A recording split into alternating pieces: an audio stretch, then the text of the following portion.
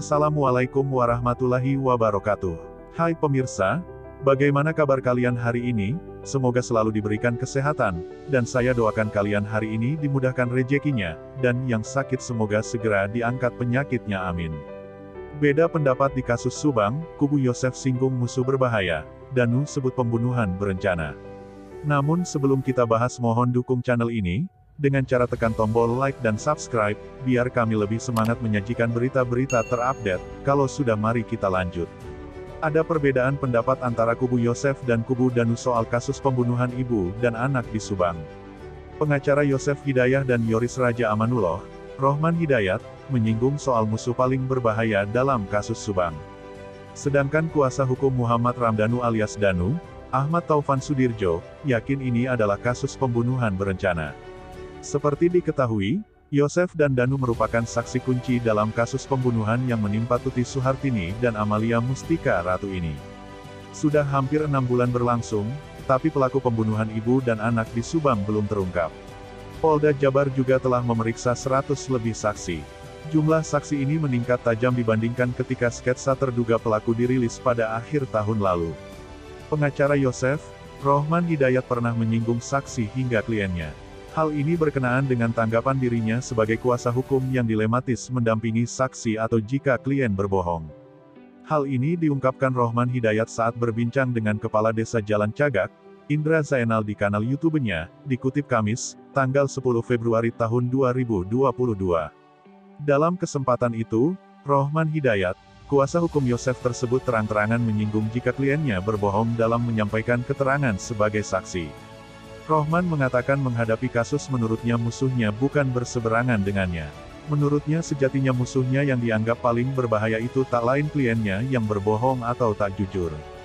Buat saya, musuh pengacara itu bukan lawannya yang diseberang atau siapapun. Tapi, musuh yang paling berbahaya itu adalah kliennya yang tidak jujur, kliennya yang berbohong, yang bicaranya sepotong-sepotong, papar Rohman Hidayat. Demikian, Rohman menjelaskan sebelum dirinya menerima suatu perkara ia memastikan terlebih dahulu bahwa kliennya itu benar dengan keterangannya. Lanjut ia menjelaskan jika nantinya konteks keterangannya benar atau salah, ia pun akan memperjuangkannya secara baik. Menurutnya jika ada yang disembunyikan oleh kliennya maka hal itu yang bisa membuatnya bahaya. Oleh karena itu, ia mengatakan paling penting kliennya itu jujur. Namun ia menambahkan adapun seandainya kliennya salah jika kliennya jujur memberikan keterangan menurutnya masih mudah untuk memberikan pembelaan. Saat disinggung seandainya Yosef kliennya dalam penetapan tidak terlibat, Rohman mengaku tentunya ia akan bersyukur. Namun, jika situasi sebaliknya jika kliennya ditetapkan sebagai tersangka, ia pun akan tetap mendampinginya. Ia mengaku secara profesi dirinya akan tetap bertanggung jawab. Kalaupun misalnya klien saya yang pelakunya, masalah pembelaan itu bukan masalah menang dan kalah, tapi benar dan tidak benar, ujarnya. Hingga kini Polda Jabar belum juga menemukan pelaku kasus pembunuhan ibu dan anak di Subang. Hal ini menyebabkan timbulnya banyak spekulasi di masyarakat terkait kasus ini. Salah satunya adalah spekulasi dari kubu Danu, salah satu saksi kunci di kasus Subang. Kuasa hukum saksi Muhammad Ramdhanu alias Danu, Ahmad Taufan Sudirjo, yakin ini adalah kasus pembunuhan berencana. Keyakinan Taufan beralasan karena ada sesuatu yang dituju dan tidak banyak bukti yang ditinggal di lokasi kejadian. Sudah jelas ini kasus pembunuhan berencana karena ada sesuatu yang dituju. Kalau spontan, pelaku bisa datang melakukan pembunuhan, ditinggal, banyak bukti-bukti yang ditinggalkan. Pembunuhan ini sudah direncanakan jauh hari, dengan tujuan apa, motif apa dan skenario apa kita gak tahu.